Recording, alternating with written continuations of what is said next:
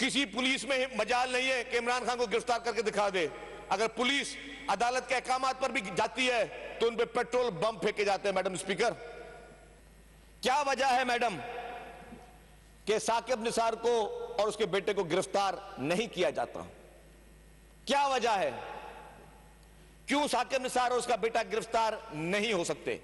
जब वो audio recording आई जिसको साकिब निसार ओन भी कर रहा है, बोल रहे हैं हाँ मैंने पीटीआई की टिकटें मैं दिलवा रहा हूं, कौन सी बड़ी बात, मैं प्राइवेट आदमी हूं।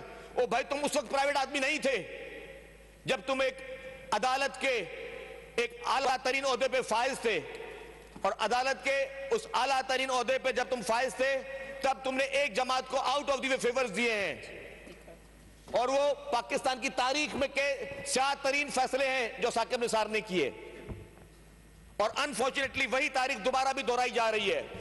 तो फिर जो शख्स पाकिस्तान के आइन को, पाकिस्तान के कानून को बिल्डोज कर रहा है और उसकी अपनी करप्शन की स्टोरियां शुरू हो गई हैं कि वो करोड़ों रुपए के एवज पॉलिटिकल पार्टी की टिकटें बेच रहा है, तो क्या ऐसे शख्स को जेल में होना चाहिए या नहीं होना चाहिए?